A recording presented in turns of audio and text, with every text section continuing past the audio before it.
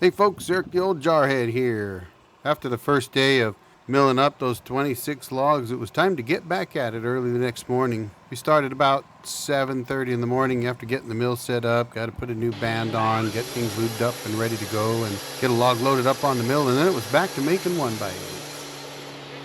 We had to make 450 1x8 eights for the customer, and these logs were 8.5 feet long, and we're yielding somewhere in the 72 to 76 board foot per log.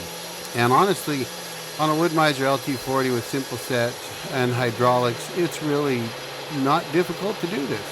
Once you get the log up on the deck, which the hydraulics do for you anyway, it's just a matter of picking your height to start from, and I usually do that by running the mill head down to the center of the log, drop the band on the log, check my height, pick it up, come back, drop it 1.5 inches and go.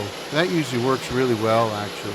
I learned that little trick off of Forestry Forum, I think from Magic Man or one of the other guys. That Custom Sawyer's on there. All kinds of great folks are on that website, and I learned a ton from them, and I'm still there, still learning. You know, if you're not learning, well, then you're probably not breathing. Once you get those first cap cuts done, you know, then all you got to do really is get that log rolled over. And I've said it many times, and I'll say it again, don't waste time rolling that log 180 degrees. Roll it 90 degrees right into the side supports. I'm pretty sure I've said it before, as long as you've got a good alignment on your mill, then those side supports are going to be perfectly placed, so that if you put that log flat up against those side supports, your next cut's going to be perpendicular or 90 degrees to that first face. And that's what you want. You want to start that cant off right. Get that first two faces 90 degrees to one another. You just don't have to worry about it after that. And it takes less time to roll a log 90 degrees than it does to roll it 180 degrees. You know, I know guys got some really fast hydraulics on the Supers and the LT50 and LT70s. You know, they've got real fast hydraulics, and they've got better log turners than just the standard everyday LT35 or LT40. And maybe because of that, they can get away with flipping 180 degrees. But honestly, I find that it just takes less time. And even on one of those, it's going to take less time to roll it 90 degrees straight into the side supports. Clamp it up tight, take your cut, maybe make a flitch cut. Now you got two perfect perpendicular faces, and then you just roll it one more time. Check that center height, and away you go.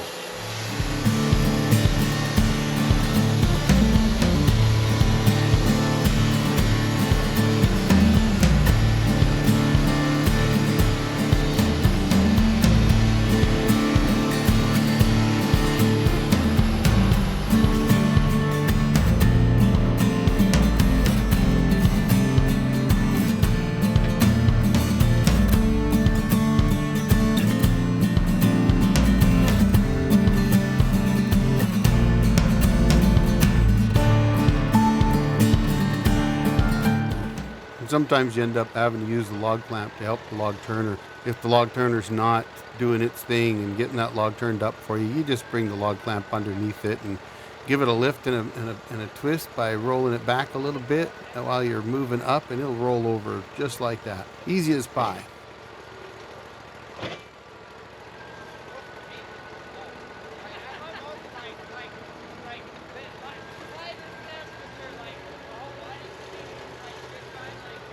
And we go down, we check that center height again. And again, I go down, check center height, drop 1.5 inches. Now, one of the things I'm looking at is I'm trying to make 1x8. So when I come down, I'm going to drop it approximately 1.5 inches.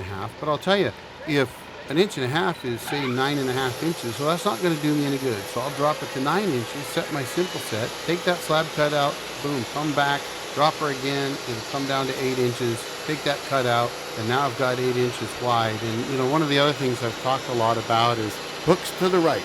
Putting the stress so that the log is curving to the right means that your stress is horizontal at that point. And when you're making 1x8, that's really important.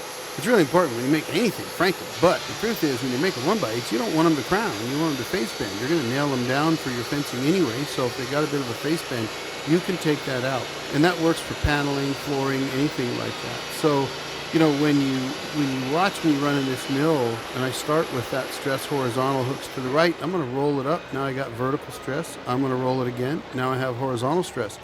So if I get that cant to 8 inches wide at that point, that means that my next flip, the one I just did right here, it's going to be with the stress vertical. And that's important because now every time I take a board off, it's going to want to bend to the vertical, meaning it's going to want to do what we call a face bend. It won't have a crown. It'll be nice and flat on both sides, but if there's stress in the log, it's going to cause that board to bend up a little bit. And that's okay because, again, on a flat wall or a flat fence, you're going to nail it down. It's never going to be noticed. And you just can't take all stress out of logs. It just doesn't work that way. Mother Nature does what Mother Nature wants to do, and whether you agree with that or not, Mother Nature's got the final word.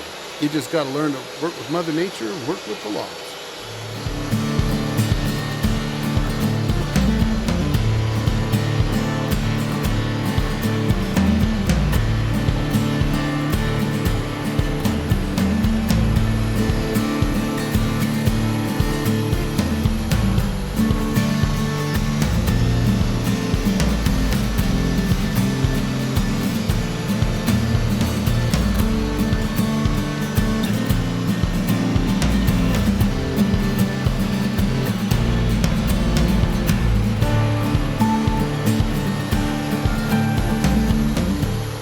Now that we've got this cant 8 inches wide, we can just sit on the simple set and start rocking and rolling, going back and forth and knocking them down one by one. And how about those off bearers right there? I mean, those guys were just fantastic.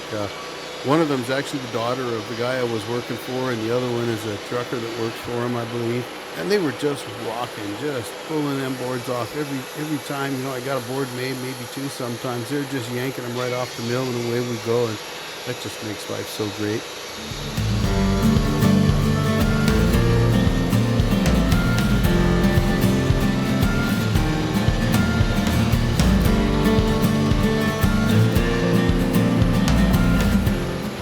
And one of the other things I thought I would mention is sometimes you got to deal with stress. And what you'll see me doing here is I'm going to mill this cant down to a certain point, and then you'll notice that I come back, stop the head, unclamp the log, and roll the log 180 degrees. Now, you heard me say earlier when I build a cant, I don't want to do that. But when you're dealing with stress, you just don't have any choice.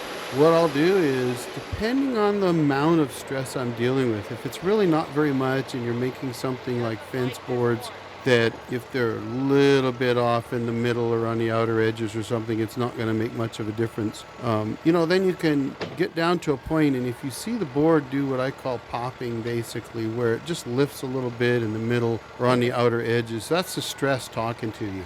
So you listen to it.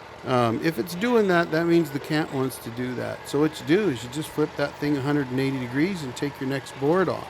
If it's really bad, you'd have to skim it, and I will set my simple set a lot of times so that if I'm milling 1-bys, I might set it to 1/2 inch on the second setting. And the reason I'll do that is, one, when I go to box out the heart, if I'm off a little bit, I can switch to 1/2 inch, drop her down, take a cut, flip it back to 1 inch again, and then I'll box out the heart.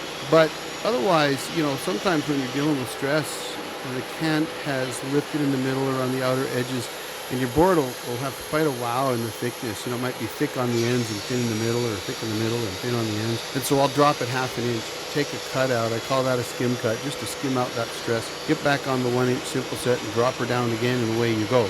Usually, if there's not a lot of stress, you might only have to do that once. In this case, I got away with just flipping the cant. That's all I had to do. Just flip the cant over and go right back to making 1-bys.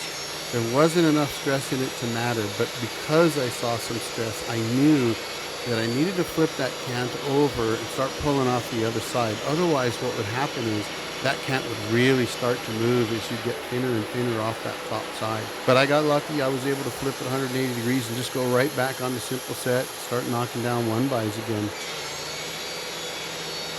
I have to apologize for the shadows with the camera and my wife doing some video. This is 7:30 in the morning and the sun's pretty low on the horizon, so it's really hitting the back of the camera and the back of my wife and casting some shadows there. So, hey, I'm too busy milling to really pay that much attention, right? You can really knock out a lot of 1-bys on one of these mills, with simple set up the way it is, and milling the way I do, even if you're averaging 15, 16 minutes a log, if you're getting 10 or 12 1-bys, if you count the flitches, you're going to have to edge. You're looking at 45 boards an hour or something like that. So anyway, folks, if you like what you see, as always, do me a favor, hit that like button, hit subscribe for me. Really helps the channel out. I really appreciate it. Y'all have a great day. The old Jarhead out.